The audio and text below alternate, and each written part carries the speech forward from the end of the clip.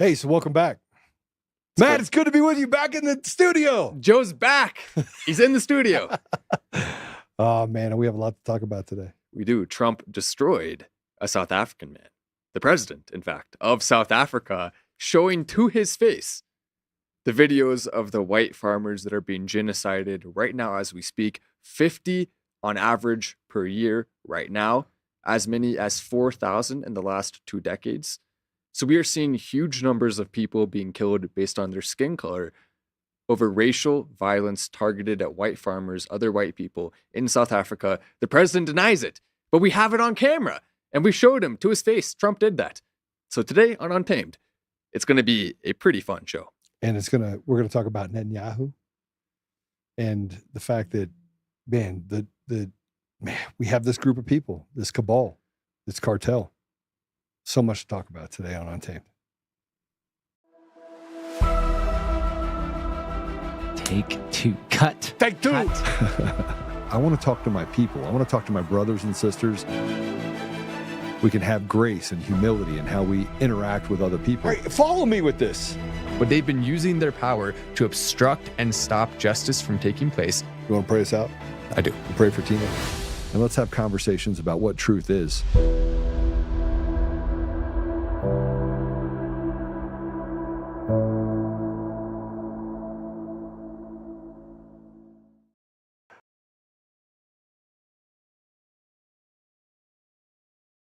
This is the media won't cover it. The media would cover the fact that South Africa said that they have to pay for the crimes of the generations that came before them, and so that killing them is justified.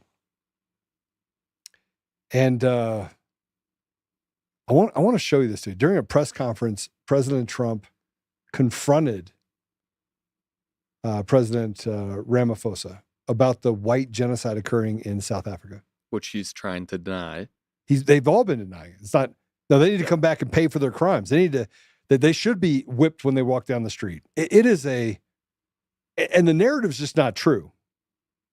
Just so you know, if you go back 30 years, it has morphed from white people are bad, colonization, creating a robust society, to rampant crime on the streets and the indiscriminate killing of not just white people, but anyone. The gangs they've gone absolutely nuts in those areas. And so President Trump stopped the press conference. He stopped it. And in the middle of it, he wanted to play a video to Ramaphosa, the video of South African politicians calling for the death of white farmers. He actually played it. Let's go ahead and play it. Turn the lights down. Turn the lights down. And just put this on. It's right behind you. Johan. There's nothing this parliament can do. With or without you, people are going to occupy land. We require no permission from you, from the president, from no one. We don't care. We can do whatever you want to do. Who are you to tell us whether we can occupy land or not? We are going to occupy land. South Africa occupy land.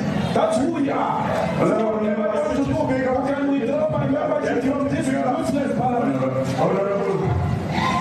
Yes, honorable member. Must never be scared to kill. A revolution demands that at some point there must be killing, because the killing is part of a revolutionary act. Shoot to kill. Gaza. Kill the poor, the farmer. Kill the poor, the farmer.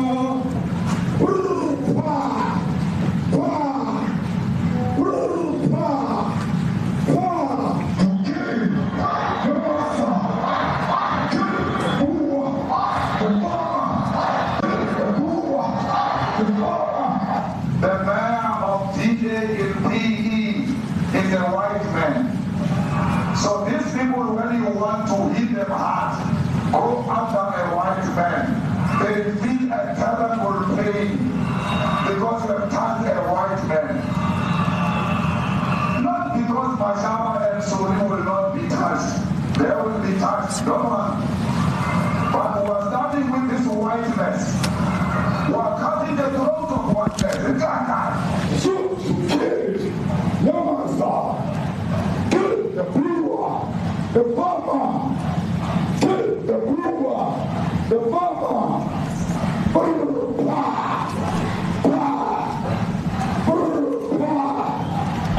Shoot to kill, Yamasa, kill the brewer, the farmer, kill the brewer, the farmer.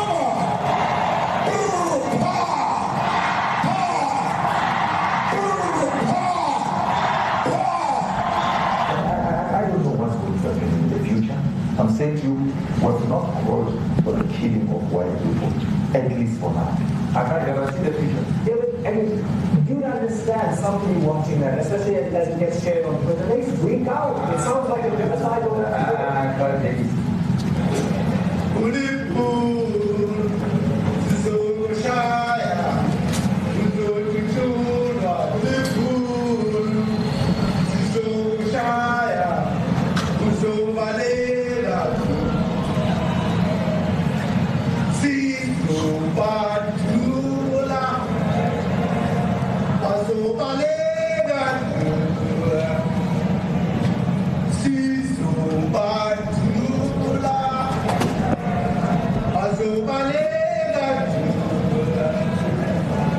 Who will expropriate land without compensation, whether they like it or not. If they object, they can seek refugee in America.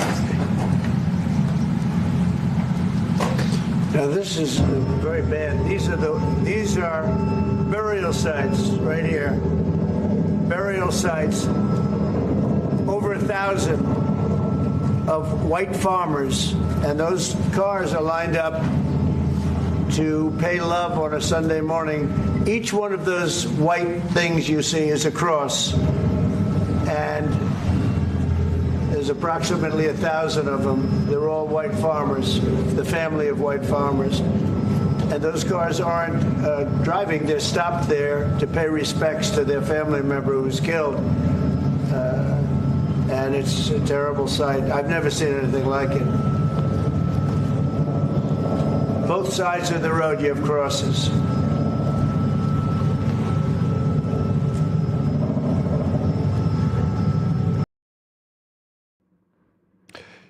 Here's what I'm going to tell you. Anytime that you feel that you can scream the killing of another race, you're a demon. You're not creating recompense. You're not creating restitution for things that happened before you, because 99% of the time, nothing happened to you, except for by the very people that are standing you up on the street corner and making you the shining example, the one that gets to be the useful idiot to push these things. Now, President Trump went on even further, Matt. He went on even further to bring up the articles reporting the horrific deaths of white farmers. Let's go ahead and play it.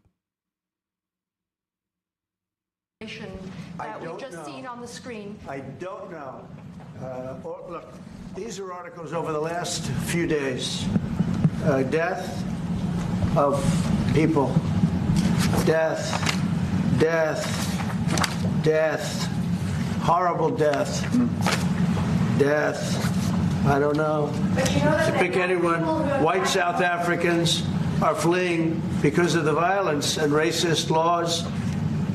And this is all, I mean, I'll give these to you.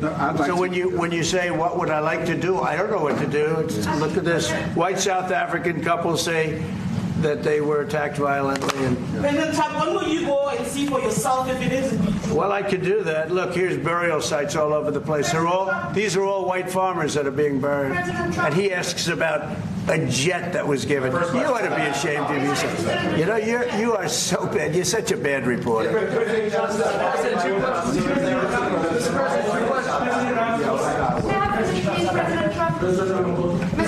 This is one after another. This family was wiped out. I'm just look at. Can we get a report from President Ramaphosa? Reaction to this. I'm just looking. Well, I think the videos are so. No. When you look at the videos, I mean, how does it get worse? And these are people that are officials, and they're saying that kill the white farmer and take their land. That's what. And I have other friends in South Africa. I have people that left. One in particular that says you can't go there. He said they want to take your land. They take your land and they kill you. There you go. And then what he do after that? After he got done going through all these, and by the way, you have the loudmouth in the back that has no regard, because you don't have to have regard for white people, because somewhere along the line, every white person you ever come into contact with, they did some harm to you. You know, this is the depravity that we're creating in our society. The idea that you can have some white Jewish, not a Jew, a Jewish, an atheist baby killing, racist, DEI, piss off a lot of people, so they go up here and while by the way, cutting their throat so they can't have access to opportunity. Those same people, those Jewish people who feel, I'm not white. No, we're a totally different race, Matt. We're a totally different race. We're not white. By the way, it's a skin color, just so we're clear. Race is a skin color. I mean, for the most part, I mean, you can make a distinction. A lot of people say Jewish people and white people are two different races. They're not. So it's based on, some people believe it, some people don't. It's based on opinion, I would say. I would say, bro, if you were to see a Jewish person and they were walking down the street, would you be like, man, I saw a Jew walking down the street? You'd say, no, I saw a white dude walking down the street. Someone clip that. Just clip it with no context. I saw a Jew walking down the street. Just someone clip that and post it with no context. It's not real. Yeah, Race was created in order to, as a marker, as an identifying marker, right? For the most part. Black male goes down the street. White male goes down the street. You're not like, okay, the day that I see articles that are written, the article says this: a Jewish male, about 5'9", seen walking down Ventura Avenue. Yeah, so be on the lookout for a Jew, 5'9", walking down the thing. What color is that? Wearing a small hat. Has long hair in the front. Come on. This doesn't even make any sense. This is retarded. This is retarded. These are left radical people who are like, I'm Jewish. Okay, good for you. Oh, but I don't believe in God. Then you're not Jewish. You're Jewish. Well, right? You're a white dude that doesn't believe in God. Congratulations. You don't get to hide behind people of faith. Right? See, God gave to the Jews land. God. But now you say God doesn't exist. So you don't get shit. You get nothing. You know what you get?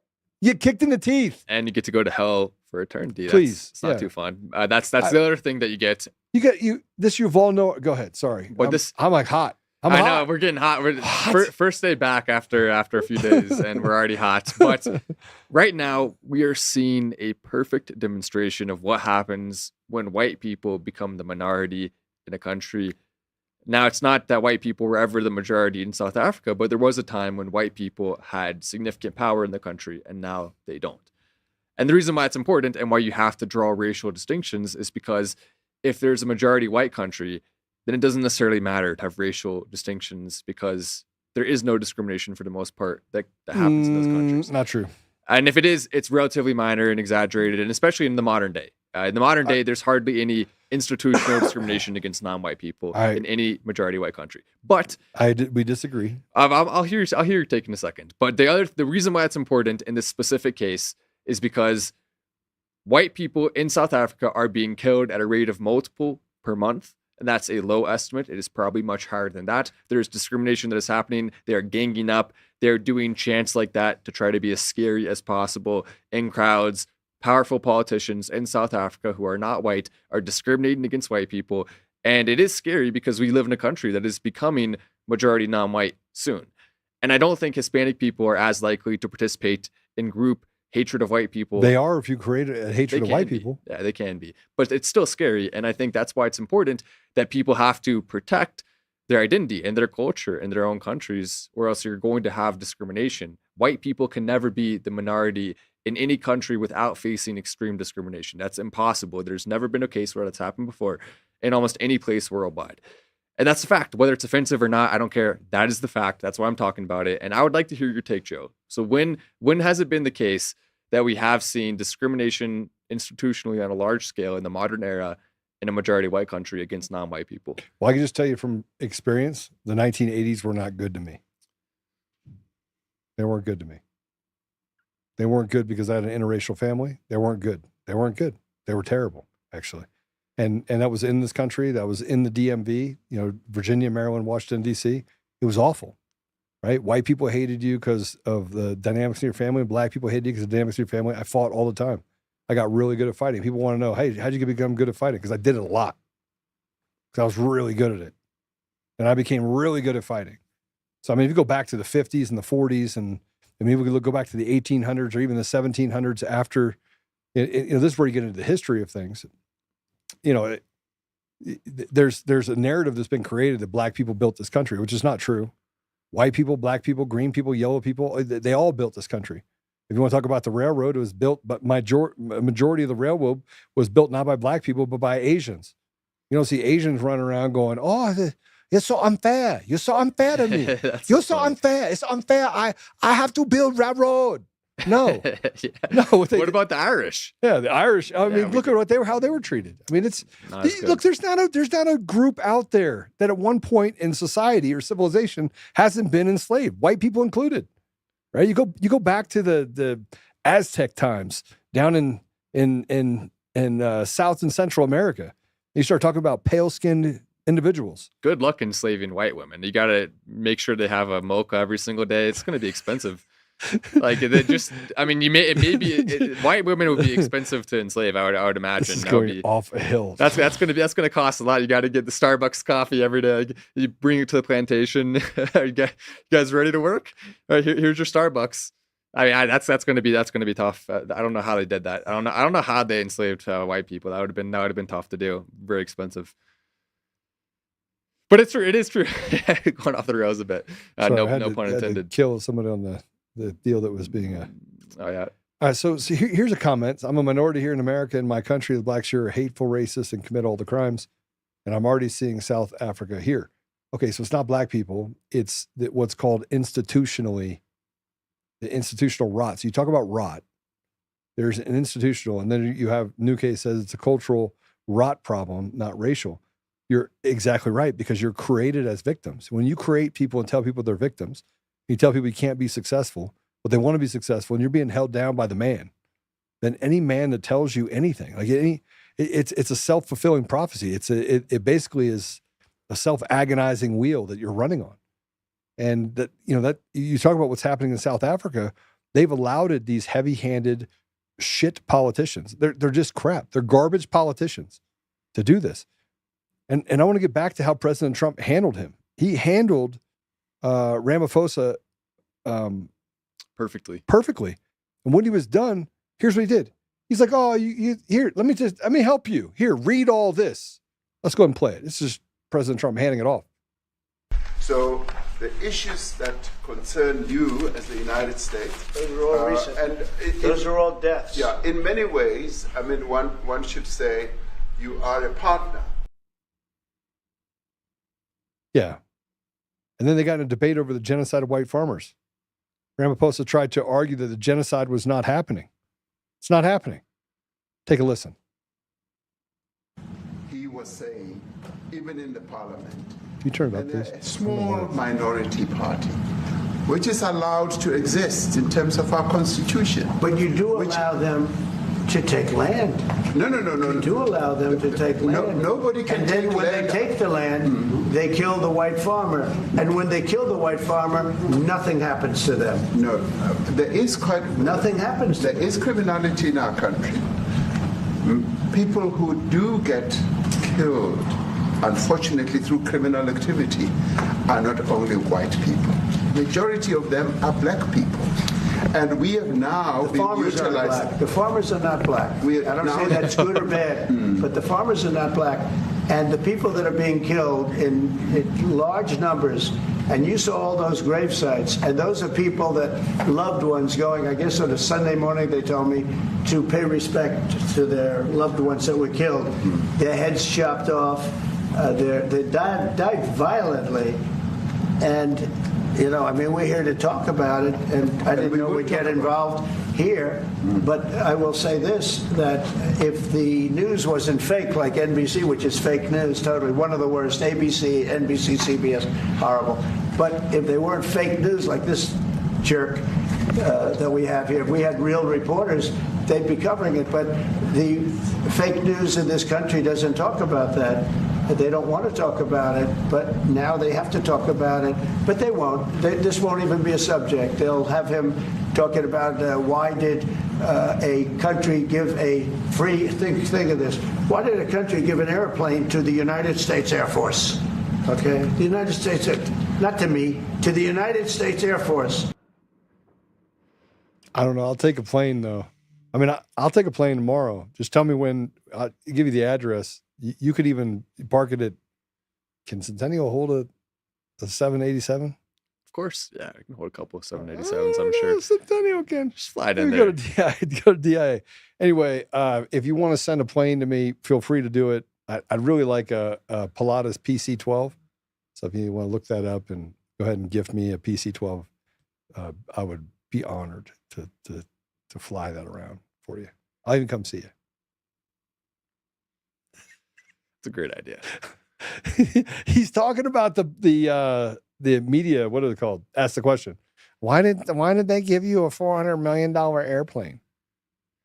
It doesn't make any sense, first of all. And the other thing that I think is important from that interaction is that he's willing to say it, all of it, to his face. For him to say the farmers aren't black, that's an offensive statement. That's something he's basically saying. Black people aren't even growing the food in your country that's majority black. So that's a racist, offensive statement, but it's also majority true because almost all of the farmers in South Africa are white. That's a fact. And so what's going to happen if all the white farmers leave is the country's going to fall into turmoil. It's going to crumble. And so he's calling him out to his face and saying that. And I have so much respect for Trump for doing that. The balls it takes to do that. What other president in our lifetime would have done that? Obama wouldn't have done that. Bush, he would have been over crying in the corner or something. You know, we don't have presidents that are strong for the most part. And to see that and to watch it is a beautiful, beautiful thing. And then he calls out the media afterwards. It's icing on the cupcake. It's this right here, which by the way, I will actually eat in front of you. You will have to watch me eat this beautiful donut, knowing that you do not have a beautiful donut. Where did Apollo? I mean, I saw him walking around with a pregnant belly too. I think he ate like at least 2 of them. How many did you eat, Apollo? Delicious. You had 0 donuts? Somebody get Apollo a donut. I will give you a bite though. If you press like on the video, or shut up. If you press like on the video, I will give you 1 bite. Only 1 though, each. Each. Yeah, that's a lot of bites. You have to take a very, very small bite, but only if you press like. If you don't press like, you don't get a bite. That simple. Okay, so. Can we quickly? It's not even on the agenda to talk about this. Netanyahu wants to go attack Iran. It's disgusting. He wants to bring the U.S. into another war. Yeah, which almost every war we fought in the last couple of decades, with a couple exceptions, has been as a result of Israel, the Israeli government, bringing us into it because they want it to happen, even though it doesn't benefit us at all. Yeah, I was talking to my friend. He's like, Joe, you're not allowed to talk about that. You cannot talk about this. And I was like, what, the Jewish? And he's a financier. He's a really successful guy out of New York City. So he does private equity, super good guy. And he's like, you're not allowed to talk about it. I was like, well, what part did I say that's not true about Jewish? He's like, bro, I listened to your podcast. And he goes, I was fist pumping in the office. And then I had to look around to see if anybody was watching me. And I go, why? Why are we not allowed to talk about it? Why is it a secret? Is it a secret? He goes, no, He goes, and Jews talk about it. That's why that's why over 8 years and 5 times we had a collapse of our government in Israel. Like, there's a real problem. There's a moral dilemma. There's an ethical dilemma. He goes, we all talk about October 7th. And I'm talking about families that talk about it. They're like, yeah, we're torn. We're torn at the fact that Hamas did this to our country, right? They came in and killed innocent people and kidnapped and raped, women and children. He says, but we also recognize that it took 7 hours. Like, this is Israel. How did it take 7 hours if someone didn't know about it? He goes, it smells like an inside job. Man, if it's and he goes, but Joe, you can't talk about it. It's like, I'm going to talk about it in academic terms. I'm going to talk about it in terms that we can actually have a conversation about. But how do we look around and we just gaslight the truth and say, look, this is 86th. Kill it. Not allowed to talk about it. Come on, man. This is crazy.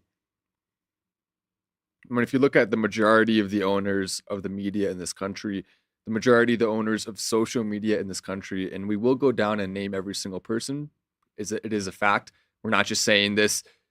It is mostly formerly Jewish atheists that are perpetrating the worst when it comes to media lies, that are perpetrating the worst when it comes to starting wars. Many of the owners of the military industrial complex, of big pharma industrial complex, they have grouped together, lifted each other up, only hired each other, and then picked each other in these positions, formed groups like BlackRock, which is a largely formerly Jewish atheist group led by Larry Fink and others, who are all working in lockstep to use their power and stockholder shares to make sure that the CEOs have to be part of that same group of formerly Jewish atheists.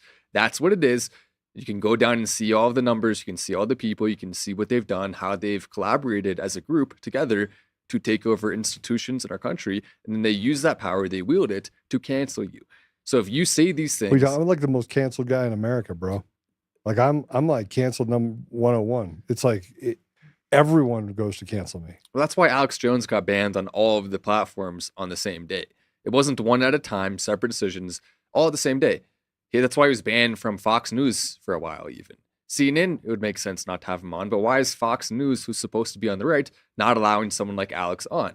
Not allowing someone like Nick Fuentes on? Because it is part of the group of formerly Jewish atheists who have an interest at heart of trying to protect that. I like Nick more than you do, but I think he's funny. He's hilarious.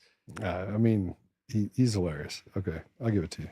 All right. I don't dislike him, but it's not a huge fan. I mean, he's not. I mean, the reason why I typically, the more canceled somebody is, the more I like them. That's just a rule of thumb. And then the funnier they are, the more I like them as well. We should get Milo on. That would be good. Papadopoulos. What is it? I don't know what his last name is. All right, we do have a video of Netanyahu, and he acts as if he runs the United States. That's the pompous ass that he is. Let's play it. Let's play that video. Let me say that Iran remains a significant threat to Israel. We, of course, with full coordination with the United States, we're constantly talking to them, and we hope that if they can reach an agreement that will prevent Iran from obtaining nuclear weapons, that means that it will prevent Iran from having the capability to enrich uranium. If that will be achieved, of course, we will welcome it. However, at any rate, the state of Israel keeps the right to itself, to protect itself from a regime that wants to destroy it. And at any rate, even if we do have these great achievements vis-a-vis the Iranian axis, we have yet to complete this war. Dude, I just single-handedly destroyed a donut and your drink. I'm so sorry. Bro. I'll never forgive you for this, Joe. This is the worst thing you've ever done. Apollo, we need to find somebody to get him a new donut. I literally destroyed it. It's like donut stuff. He's like, throw me a tissue, and I destroyed your donut. Oh my gosh. Dude, I'm like looking at your donut. That's so sad. Apollo he got you a new donut. Oh yes, look at that. That's what I call a proper donut delivery. Thank you, Apollo. Look at that. See, look at these beautiful donuts. Oh, and I get water. See, I get because what do you think? I'm fat or something? I was like, no. Okay, so Netanyahu basically is saying, that he reserves the right. I got some donut on my lip now. Yeah, right here, right front lip. Yeah, Extra. Who reserves the right to go after and protect themselves. Now, look, I don't know how you wouldn't feel pressure if you were in the middle of the Middle East. So you have this entire cultural indifference to you all around you. And you're this small country in the middle. And there's a lot of people that don't like you. But the reason why they don't like Israel has nothing to do with the Jewish people. It's the Israeli government who has been perpetrating evil. And the Israeli people have some responsibility to make sure their government is good, but it can't be all put on them because Israel is a vacuum at the top level for the worst people, just like the United States is, but to a lesser degree, for the worst people to gain positions of power. And when the worst people are in positions of power in a country that is in constant conflict, that power is used to kill innocent children.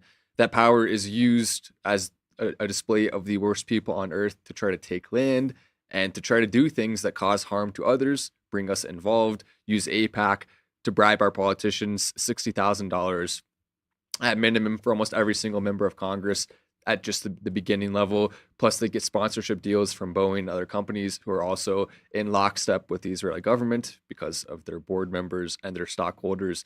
So they've basically allowed themselves to prop it up fully. It's why they've gotten over $300 billion when you combine military aid and normal aid. You have a better healthcare system in Israel than you do in the United States because we pay for it. So you can't get healthcare at that level here, but you can if you're an Israeli citizen. So the government of Israel has not only used their power for evil, they have also used their power to take advantage of us. Both of those things are true. And now they want to go into Iran, start another big war. They're now saying they're going to go take over Gaza to expand because they want to increase their population and they need more land to do so. But I'm not exactly convinced that Israeli power being stronger would be good for the world. And so it's a little scary. It's a scary time. That land, by the way, is Christian land. Yeah, it is land that I believe should be in the hands of Christians right now. Well, some of it. Not all. I mean, I do think Israel has, I don't think they should be destroyed or taken out. They should be allowed to live there. The people of Israel, a lot of them are good people, and they should be allowed to defend themselves, and they don't really need our help. They have enough resources to defend themselves for the most part when they're trying. So as long as that happens, I do think some of the holy sites in Israel for Christians should be more easily accessible to Christians and should be in the hands of Christians. But the land itself where people are living is a different story, and that should, in my opinion, remain in the same hands, even though I don't like what the government is doing. So there's a thing with Mossad and MI6 and the CIA. And what I thought was interesting is that Sean Ryan was having a conversation with Tucker Carlson. And it was a fascinating conversation because he was talking about some of his, the last things that he did in working for the CIA. And I was like, oh, that checks. Yep. Work for the CIA, that checks. That absolutely checks. And, you look at the intelligence communities that create boogeymen, because the more boogeymen that you have, the more likely you are to be able to create chaos. And then you can create opportunities for you to make money. See, there's opportunity in chaos. There is no opportunity in peace. But if you go back to the 70s, you had Jews and Christians and Muslims in Lebanon that lived side by side. They lived door by door. There wasn't this problem. So there was a concerted effort to destroy the unification of what was going on in the 60s, 70s, and leading into the 80s. This is a relatively newer phenomenon, because there was peaceful living all over the world between those until we got to this place where now we're in this fight, like as if they've manufactured it. They literally manufactured the destruction or the conflict between the Abrahamic faiths. Why don't you show, by the way, what you're holding? That's an important thing to show. If we can zoom in on that, Apollo. That is, I'm gonna let Joe tell the story, but that is a very special, important thing that he is holding right there. So I want to tell you that this is a rosary, and it's not just any rosary. I had a friend of mine that was at the Vatican, was in Rome at the Vatican with the Pope when they were picking the Pope, when they were going through the process, the papal process. And so her husband, who's also my friend, came back. I had breakfast with him this morning, and he says, I want to give you something. And he handed this to me, and this is a rosary that was blessed by the Pope. So this is actually a rosary that was blessed by the Pope when my friend was at the Vatican, and they came back and gave it to me. And so that it's pretty special. I mean, you take a look at it, it's amazing. And, to have something like this that's blessed by the Pope is kind of a big deal. It is a big It's an deal. honor. It's an honor. And it's an honor that I'm glad you're able to hold, because I know it's important, and it's going to be something that is a constant reminder of why we're saved, why we are able to go to heaven, despite the fact that as humans we are all sinners. So it is a very beautiful thing. And I'm not Catholic. Joe, I know you're exploring Catholicism. Mm-hmm. You're not Catholic Right. at the moment, but at the same time, there's so much beauty in Catholicism. We both respect it so much, to the point, and even still with the new Pope coming in, and I really like the leadership direction that he is taking. I've been wrong over and over and over again with my first assumptions of the Pope, probably based on what his intern was tweeting, not based on his actual beliefs. So that's very important to keep in mind. But now we're starting to see Catholicism be a beacon of hope for the world. We're starting to see it be the leadership path back to Christianity for so many people who have strayed away from it. And as a Presbyterian, it is the traditions and everything that we follow is not as strong as it is with Catholicism. It's a path that allows so many people to veer off of it and feel comfortable doing that, because they're not participating in the same level of beauty and traditions that we are capable of as Christians. So that's why I respect Catholicism so much as someone who went to Catholic school and participated in Mass many times throughout my life. I definitely feel like in a way I'm part Catholic, but what do you think, Joe? Are you now closer than ever to becoming Catholic full on? Because of this? Yeah, is that getting you closer? I think it's and by the way, it was blessed by Pope Leo, not by the previous Pope. Okay. So this is the new Pope, which I have great hope in what the new Pope is going to bring to the forefront. Pope. I really do. Me too. It pretty amazing. And by the way, it's no matter what you think of the Catholic faith, I'm exploring it. So I'm allowed to explore, and this is my faith journey.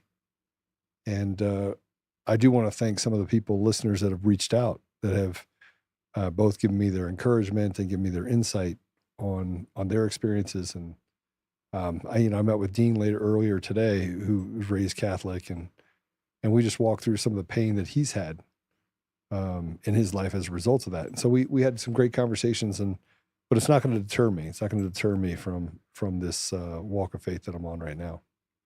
So pretty cool stuff. It is. And the Catholic churches did close. So we got to kind of move past the Netanyahu for a minute, but we are in the place of developing and deploying a missile defense system that will cover the entirety of the United States. This is freakishly amazing, actually. Golden Dome, baby. The Golden There we go. Dome. So let's go ahead and, if we can, let's play this. I am pleased to announce that we have officially selected an architecture for this state-of-the-art system that will deploy next-generation technologies across the land, sea, and space, including space-based sensors and interceptors. And Canada has called us, and they want to be a part of it. So we'll be talking to them. They want to have protection also. So as usual, we help Canada do the best we can. This design for the Golden Dome will integrate with our existing defense capabilities and should be fully operational before the end of my term. So we'll have it done in about 3 years. Once fully constructed, the Golden Dome will be capable of intercepting missiles even if they are launched from other sides of the world and even if they are launched from space. And we will have the best system ever built. As you know, we helped Israel with theirs, and it was very successful. And now we have technology that's even far advanced from that, but including hypersonic missiles, ballistic missiles, and advanced cruise missiles. All of them will be knocked out of the air. We will truly be completing the job that President Reagan started 40 years ago, forever ending the missile threat to the American homeland, and the success rate is very close to 100%, which is incredible when you think of it. You're shooting bullets out of the air. I'm also pleased to report that the one big, beautiful bill will include $25 billion for the Golden Dome to help construction get underway. That's the initial sort of a down deposit. And we have probably, you're talking about, General, we're talking about $175 billion total cost of this when it's completed. $175 billion. It's not too bad. I mean, but I would still prefer that we don't spend so much on the military, because it's going to be that on top of the already massive military budget we have, and Congress is going to pass it because they're all bought and paid for by the military industrial complex, and they'll all be getting kickbacks on this, as has Trump already with some of his donations. So it's a little bit fake, but it's also kind of cool. I love the branding. Golden Dome sounds really cool. Also, Joe, I was wondering, are you by any chance free tomorrow? Because I have an idea. Are you have time tomorrow? Are you gonna get mad at me for breaking up your donut? I feel like you're gonna throw something at me or something. No, something different. I was just thinking maybe we could go and colonize South Africa if you were interested. Grab a couple muskets, just the two of us. We can go colonize it. It might be kind of fun. Well, good way to spend a Thursday. They are in South Africa trying to ban guns. Well, not after we colonize it. We can make the rules whatever we want. Everyone's allowed to have a machine gun. Actually, it's legally required now to have a machine gun. Everyone has to have one.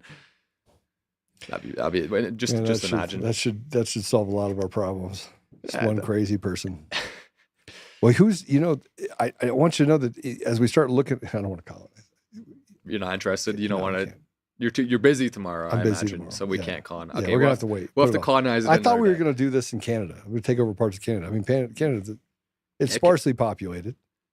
Maybe a little easier. Yeah, we can grab our muskets and take over Canada. We may need a little bit bigger weapons to take over Canada. Because of the bears, not more the people. Yeah, the people will be like, oh, you're up here. Oh no, oh, you're up here to take over some land. Oh, looks as if you took me over. Nobody's been on this land in 100 years. Oh, so you're good. It gets very cold in the wintertime. Yep. Oh, but you just go on. That's good. It's good. Very good. Just don't shoot me, eh? It's pretty funny. You're better at accents than me, by the way, Joe. We should leave the accents to you on the show. I'm so good. You so good? I'm so good. Okay, so China's pissed, right? China is so pissed. So pissed. So pissed off. They no good. They don't like it at all. Did I do that wrong? No, that's pretty good. Close enough. Is that okay? They so mad. As long as it's Asian, no one really cares. Same thing. Close enough. No, there are very different groups of Asian people. Yeah, but for the purposes of me just having fun and joking around, we'll say it's close enough. So my friends, I have to tell you this quick story, which is kind of funny. It totally doesn't fit what we're talking about at all. But we were in Napa Valley, and there was a guy there, and we had this deal where you put credit cards in it. Credit card roulette. You ever played that? All the time. Where you basically are like, okay, let's let the waiter pick the credit card, and whoever picks the credit card has to pay for all of it. So there's four credit cards, and so I get on the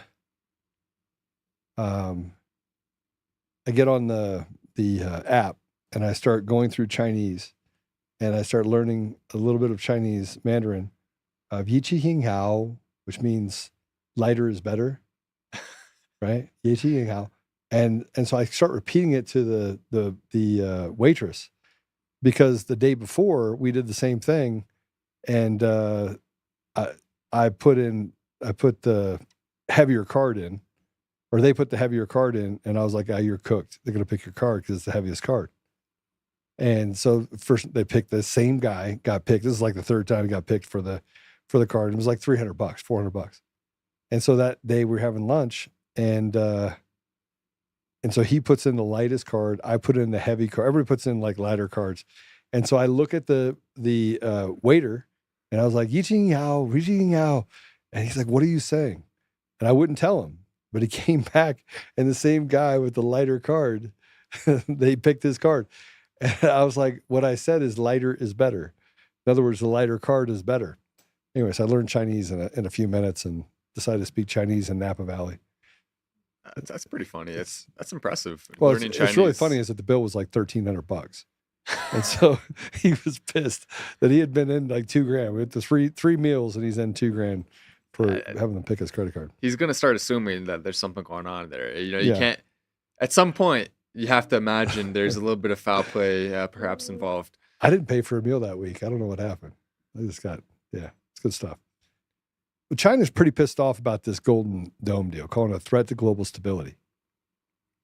So protecting the United States is now a threat to global stability. Is that real? Yeah. Which Chinese official believes that? So let's walk through this. This is a video, if we can put it up there. Let me read what she's saying. The so-called Golden Dome missile defense system is a global, multi-level, multi-domain missile defense system. It openly seeks a significant expansion of outer space combat capabilities, including the development and deployment of orbital interception systems. It carries clear offensive implications, violation of the principle of peaceful use of outer space as advocated by the Outer Space Treaty, and will heighten the risk of space militarization and an arms race, undetermined international security and arms control frameworks where U.S. pursues an America First policy, obsessively seeking absolute security for itself, at the expense of the principle of diminished security for all countries, and jeopardizes global strategic balance and stability. We urge the U.S. to abandon its development and deployment of a global missile defense system, and take concrete steps to enhance mutual trust among major powers and safeguard global strategic stability. Don't worry, Apollo. It's copyright free. I was just trying to add some sound effects, but I was also thinking, it sounds like the biggest op I've ever seen, because how much money was she paid to say that and make it look like China's our real biggest enemy? How much money was she paid to justify the $180 billion price tag, which will probably be close to a 50% profit margin, with most of those profits going to the people who own the companies that are then paying the politicians to approve these contracts? It's all an op. It's all fake. I don't think China really cares if the U.S. has a Golden Dome. It's not going to stop their space program. They're still going to be able to do that. It's going to be, and if it ever did, then they would just negotiate something to stop it. That doesn't make any sense at all, what she's saying. It has to either be an op, or she has to be one of the stupidest people on the planet. One of those two things. She's representing the Chinese government in that particular deal. So she's one of the deputy ministers, I believe, but or spokesperson for. Let's see, who is this? Go back a little bit. What is it? She's the Chinese foreign ministry spokesperson. So here's the problem. We can't have global stability. We can't have it. You want to know why? Because cartels run the countries. Cartels are doing stuff to be self-serving. Yep. And cartels basically, we go back to, let me drop a little bit of a truth bomb for you that you need to know. Pearl Harbor, they were forewarned that there would be an attack in Pearl Harbor before it happened. Hours before it happened. It's been documented. Yet how many American soldiers died? How many civilians died as a result of that offensive on our people? So much of what we actually go through as people is kabuki theater, and they create it because chaos keeps us on our toes. It allows for us to have a certain degree of fear. And anytime we get to the point where we don't have fear, they do what they did on January 6th. It's a psychological warfare. We were talking about the art of war, and what was written, hundreds of years ago. It still is relevant today. Much of what we deal with today has nothing to do with anything other than creating a fearful environment, and one where instability creates opportunity for a specific group of people. Speaking of technology, did you hear what just happened? What? Robotaxis. This is exciting. Robotaxis. We're not going to have to drive anymore. We already don't if you have a self-driving Tesla, which I don't, and I'm now jealous of everyone in this office, which there are a lot of people who have the self-driving Teslas. I now desire that, and I'm going to hopefully have a self-driving Tesla within a short period of time after a lot of stuff to do, a lot of priorities, but eventually shall be getting that. It's going to change everything to be able, and the trucking industry is probably going to be the most affected. How is anyone going to want to drive a truck? I mean, Uber is going to be affected, all these big companies, and that's only the first wave of AI. That's probably going to be some of the jobs that are lost in the near future. Then it's going to come for our jobs. Podcast, we're going to be able to do an entire AI podcast. The computing power will be high, but every job is going to be taken pretty much by AI. That's what's inevitably going to happen. That's okay. I'll be dead by the time that happens. I don't know. You guys are all going to have to figure it out. It's going to happen. I feel like we're less than 10 years away. Oh, jeez, then I better get going. Yeah, we need. I'm gone by then. Start an AI company, or you're basically screwed if you're young. That's the only solution. Get rich quick. Start an AI company, or you're screwed. And that's one of the reasons why I think we have to make sure that we're using our platform to try to help and guide people in order to navigate this, because it will be tough.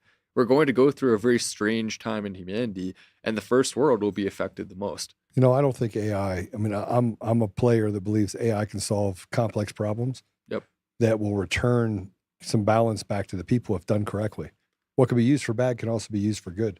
Imagine a world where we get rid of AdWords altogether, that Google has no ability to climb into businesses and take a vig on every transaction, which is what they do today. Imagine a world where social media platforms don't have the ability to silence your voice, and you can deconstruct or decentralize the voice of individuals.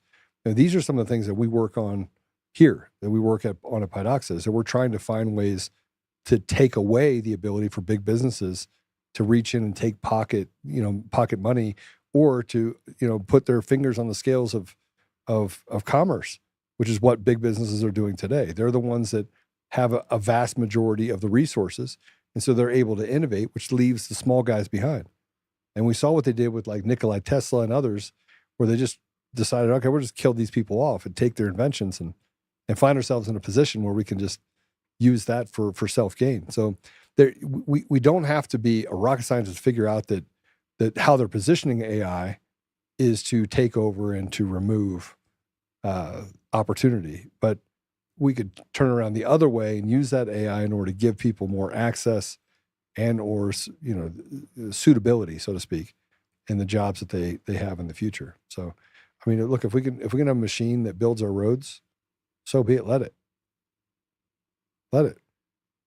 Essay, how come I no have my job no more? It's going to be a global thing, though, bro. It's not like South America is going to run away from it. There's not going to be anybody down there. There's going to be machines down there that are running it too. No, I think actually the Mexicans, they're going to have pretty well protected jobs. I don't think it's going to be very soon that we'll see a machine being able to do what the Mexicans can do. The Mexicans are probably the most protected class in America right now. They're in a really good position.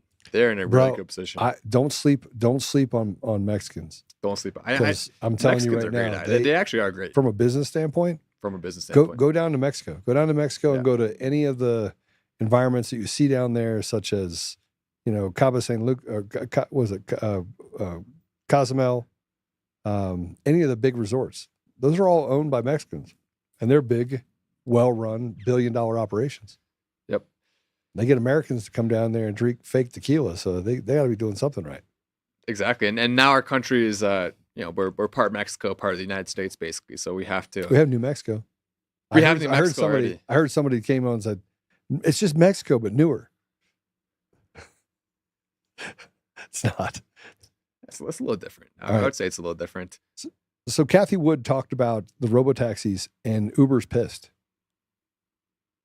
Bro, Uber is pissed. And they're already down. They've ran that organization in a capacity it's lost money. That's why if you've taken Uber recently, you've seen the prices are way higher per mile traveled because they're trying to squeeze as much out of it as possible before they're screwed, which will be soon. And they're already screwed. They're already billions of dollars in debt. The whole plan was take on a bunch of debt, and then eventually it'll become profitable over time. But instead, it's going to be take on a bunch of debt, and now the investors are going to be out for their money, and the executives are going to be screwed. Yeah. So this gets into, I mean, the people, I don't even know if people want to understand the complexities behind it, but Uber's a big problem, Matt, because it's inefficient. The way they do it is inefficient. And you wonder how the cabs were able to survive as long as they did at fares that are drastically less than what you can get by going in an Uber. You mean higher? No, they're less. The cabs cost less? Yes. Interesting. I've noticed it seems like the cabs cost more in most cases. Okay. I got home in a cab from DIA, and it was $52. I took a cab from DIA, or took a Uber from DIA. It's $100. That is accurate. Yeah. So you're like, oh, I'm taking the cab next time. I'm taking a cab now. I give me the Saudi Arabian cab driver. I guess I'll take the $50 savings. It is what it is. We'll do the cab. We'll do the cab next time. But Kathy Wood, who's kind of a nutball, had this to say about the marketplace as it relates to robocabs. Matt, robocabs. I mean, this is kind of a story that people are like, why are you covering the story? Because I want to. But it's going to add $34 trillion to market cap over the next decade. Trillion. And guess who's going to pick up most of it? That's the entire size of the U.S. national debt almost. In market cap. Yeah, I know, but it's not going to, I don't think it's going to add $30 trillion in market cap. 100%. There's no way. Yep. All right, play it. We'll see. We'll see. Maybe I'll be proven wrong. We'll see. I don't think that's going to happen. I think that's Kathy Wood. Tesla, we believe, will have a lock on the robotaxi business in the U.S. First robotaxis launching in Austin in June. And we believe they're going to proliferate through the United States, especially if we move regulation from a state level to federal level, which we believe will happen, is going to proliferate through the United States, I think, more quickly than many people expect. Many people don't expect it at all. So that's going to be easy to beat. Yeah, so I'm just going to tell you, I'm not a fan of hers at all. She's a very, very radical person, but says that $34 trillion, most of that will be given out to, and you have the first robotaxis that'll be delivered in Austin, Texas. That's a lie, too. The first robotaxis were actually delivered in Phoenix, Arizona. They've already been on the road for the last 2 years. So. And Google won't have a lock either on it, No. or Tesla won't, rather, because Google also is doing it. Tesla will have the best, but they're not going to have a lock on it. Right. And also on top of that, Kathy Wood, throughout her investment career, has lost more money than she's made in the tens of millions of dollars. So she's not even a good investor. No. She sucks over her career. She's lost money. Why is she in that position? I don't know. Because she's a faithless zealot. That's why. Exactly. She is. I hate Kathy Wood. She does not deserve to be there. Any of us watching could do a better job at picking stocks than her. It is fake. It is dumb. She probably... And her glasses look terrible. She looks terrible. She does look terrible. I wouldn't be surprised if she I wouldn't be surprised if she Kamala Harris her way to the top. Oh boy. Here we go. That's possible. What do you think I meant? I meant she through hard work and innovation and smart skills. What do you think? I don't know. Joe, get your mind out of the gutter. I was not, there's no mind in the gutter. Kamala Harris her way. That's the new expression. She Kamala Harris her way to the top. I'm gonna use that from now on. I just thought of that. If someone else thought of it, I didn't steal it from you. I thought of it on my own as well. So I shall now be using that. But not only is it not going to hit $30 trillion, that's ridiculous. It's at $1 trillion now. I do think we could see growth within our lifetimes of Tesla stock, maybe another 5x, maybe to 5 trillion. That's probably around as high as it's capable of going. And there's no guarantee of that happening. And inflation also being a factor will make it even less actual profit. But still, I mean, she is kind of right. in what she's saying. She's not totally wrong. She's just lying and exaggerating on purpose because she's holding the stock and is trying to trick other people into buying it because of what she says rather than buying it based on other reasons. Yeah, you're absolutely right. So, by the way, Natalie from Florida put in Joe and Apollo. Here's Tucker Carlson's interview with Catherine Austin Fitts. I know more about Fitts than probably most people do. I'll give you my thoughts on that in a little bit, but interesting that you'd put that in the comments. So McIver was charged, federal crimes, for assaulting a ICE officer. Pretty cut and dry, saving, subject to 12 months in jail. I mean, in essence. And we talked about the charges, the felony charges against her. Today, McIver went on MSNBC and had something to say. I can't even believe this is real life. This can't be real. Let's go ahead and play it. Well, I think, one, this is political intimidation from the Trump administration. I mean, me being charged is absurd, especially when I'm just there to do my job. The confusion and the chaos that you see was caused by ICE officials and Homeland Security. They created this unnecessary situation by arresting the mayor, which later they dropped the charges, as you can see, creating an unsafe environment for us as members of Congress, the mayor, and peaceful protesters that were outside of this facility. Once again, it was so unnecessary and it didn't have to be. I told Paul, by the way, we need to have a whale alert that goes like wee wee and shows whales jumping up and down anytime. You get more time, he would have had that done. It would have been whales swimming through her forehead. Yeah, he didn't have enough time today. We're pushing the limits of the show business on time, but it would be cool. We do need to make that. We do need to have a whale alert or a retard alert. More generally is also an option, maybe both. Yeah, so we said we'd jump through a couple of hoops on some of the stuff that's happening, and I do want to get to that. You ready? I'm ready. All right. I mean, but that clip is crazy, though. The fact that she did that, then she's now going on camera pretending like it's not what happened. We have a video of you. She sounds go to jail. Super low IQ. Hey, if they could send Steve Bannon and they could send Navarro to prison, they can send that woman to prison, and it might do her some good. It's like Jenny Craig. Eat a little bit of that prison food and see how it works out for you. I just said it. All right. So here's something else that will piss you guys off. Matt, you got 3 beautiful little girls. When your girls get back? Very soon. Very soon. We are only a matter of days away from me being able to hug my babies again. Yes. I'm very excited for that. Yeah, that's a big deal. I'm excited for you. It's been man. It has been tough. It's been really tough. I mean, when you have little kids, if you've had them, there's nothing that you would desire more every day than to hold them and kiss them and smell their little heads. It's just the best smell in the world, the new baby smell. So, I mean, it's awful to have to spend some time away, but sometimes you gotta do that. So I will be finally reuniting with my beautiful babies very, very soon. I cannot look forward to anything possibly more than that. I wish we could move it even sooner. Maybe there's a way, but very soon already. And when that does happen, maybe I'll get a video of it or whatever, and we can play it on the show. You can see the beautiful moment of Matt reuniting with his babies. Yeah, it's gonna be a special day. I want to be there to take a picture of you crying like a baby, because you will be. It's a sweet moment when you get to see your kids after being gone for a while. There's a real problem in Colorado. I'm gonna tell you right now that if you're a man trying to talk about being a woman, you think that I'm gonna call you a woman, I'm gonna call you a man. I'm gonna call you a man. Like if it swings, I'm gonna be like, sir, well, you're misgendering me. Hey, you know what? Write this down. Well, this is a podcast. I'm in Colorado. Here's the podcast.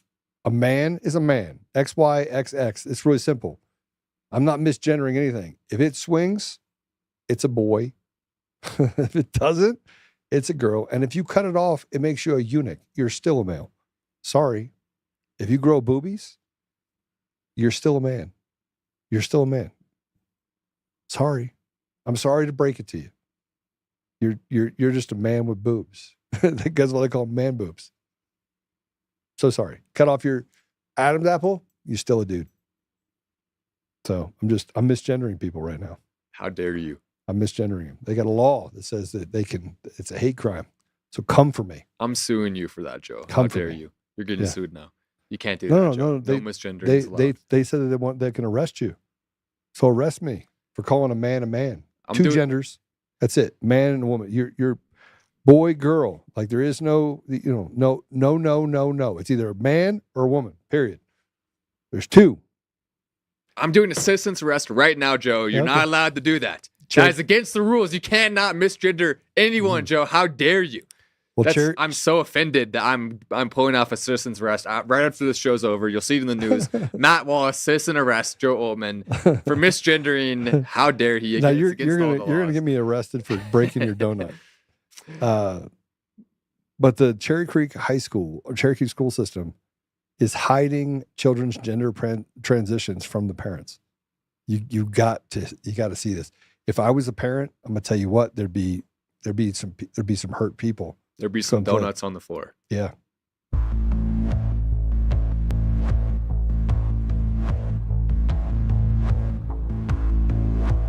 Then why do you have gender-specific plans if you're not supporting that child? What do you mean?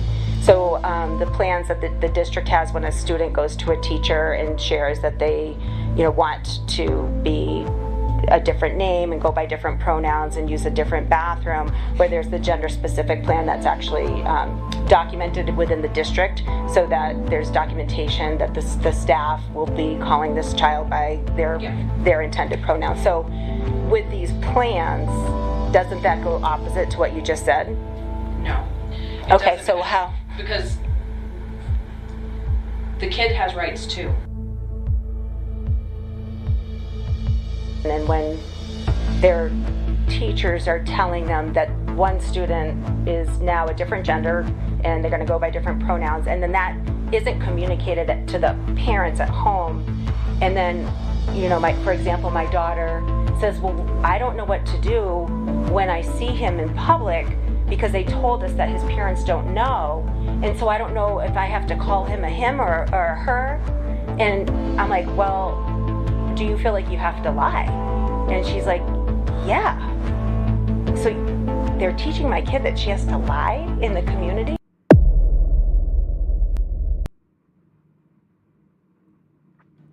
They're going to hide your kids from you. And they're going to tell you if you don't reaffirm it, they're going to take your children from you. We need to build a fraternity. I'm not going to go into any more of the stuff about Biden. Don't care about Biden right now. I can't say all the things I want to say after watching that. I'm not legally allowed to say them. We got to build a fraternity. I said it yesterday. We got to build a fraternity of men and women. Let me just tell you something. We need you, but we need men to stand up, because if they show up at Matt's house, he's going to call me. I'm going to call 10 people that I know. We're all going to show up with AR-15s. We're going to stand out in front of his house. And when CPS shows up to try and take his girls, let me just tell you what's going to happen. They're going to be in for a rude awakening. And you would say, Joe, that sounds violent. No, violence begets violence. But you don't get to steal children, and you don't get to groom children, and you don't get to rape children, and you don't get to create rules in a state where you get to turn things into a demonic environment. You don't get to do that. And if you think that it's violent for me to say that I'm going to stand out there in front of him fully armed with other men, that's what I'm looking for. I'm looking for a fraternity that stops evil from saying, I'm just doing my job. No. You don't get to take people's children. You don't get to go into a school and as a teacher, recruit children to cut off their wiener and take drugs that change the dynamic of a child that is a child. And then you use the idea of, well, they got rights too. Just like you did black people don't know how to use a computer and they don't have an ID and all the other BS that you created so you could create a system where you could steal elections. No, you don't get to do it. It's real simple. We build a fraternity and then we just basically tell them no. And by the way, it's written in the Colorado Constitution that if at one point the government has become so corrupt that you want to throw it out, we have the obligation and we have the ability in the state of Colorado to throw them out. Throw them all out. Throw out the entire government. We can do it right now. It's actually in the Constitution. And you know, what are they going to do? What are they going to do, really? You get 100,000, 200,000, 500,000 people that come in and say, no, we're going to run our own elections. And we don't really care what the Secretary of State says. We don't really care what the courts say. We don't care because they're all corrupt. These are the same people that kicked President Trump off the ballot, that got overturned 9-0 by the Supreme Court. Same people. And frankly, I'm not above it. I'm not going to live my life on my knees capitulating to evil, and neither should anyone else in this state. And you certainly shouldn't let them take shots at your children. You shouldn't let it happen. So I'm the first call the Matt will make. And then I'll make a bunch of other calls. And some of those people that I'll call are, I do play football with some gang members. I might call a few of them, and they might show up a little sideways. Yeah, I don't think they're not going to bring the AR-15. They're going to have something a little bit more fancy, a little bit more fun. Yeah. But that is what we need. But they do believe in the brotherhood. They believe in the brotherhood. Yep. So do I. All right, let's cut it off till tomorrow. Yeah. Sounds good. All right. You gonna pray, or you want me to pray? Switch back and forth. See, I feel bad because when you say, "Are you gonna pray?" and I say, "No, it's your turn," that sounds bad. So I kind of have to just pray every show basically because you always ask me first. I've been calculating. Okay, how do I make sure to ask Joe first on the days he's supposed to pray? So, I'll pray. You pray us out, and then tomorrow I will be praying us out. I'm not. Did you pray out yesterday? I did. I absolutely did. All right. Awesome. Well, I'm gonna pray. Okay, go ahead. Father God, we are so grateful for you. We are grateful for the opportunities you put in our lives, for the pathways that we lead. We're grateful for the trials that you've given us. And we're grateful for our children, our friends, our family. We're grateful for the greatness of the time that we're living in today. And Father, we're also grateful to live in this beautiful country. And we ask you, Father, you can give us the same courage and commitment that came generations before us, that we may preserve opportunities for future generations, and that we can reject all the different things that they're putting in front of us, all the propaganda and lies. We can put a stop to the gaslighting. We can stop the evil from consuming our communities and our country. And we could throw out these evildoers. Throw them out. Just throw them out on their heads. It's like turning over the tables, Father, but probably a little bit more maybe just a little bit more. A plus one to stop our children from becoming victims of pedophiles and rapists. A plus one to stop our communities from being degraded and eroded to a place where they're unrecognizable. And a plus one, Father, that we may protect the families and that we have, that we can protect our families, and that we can feel confident that when we speak truth, that it shouldn't be something we should be ashamed of or have to hide. Father, we ask you to give us discernment and wisdom. We ask you to give us the ability to have humility and to stand together and set aside petty differences and not let politics divide us, that we can have ideas bring us together. And Father, I pray that Matt will be able to see his young girls very soon, and that that they may be reunited. And that some of the trials that he's going through with this legal nonsense will just dissipate and go away. I ask these things, Father, in Jesus' name. Amen. Amen. All right, we'll see you guys later. I'm off to the races. Gots to go, baby. Let's go.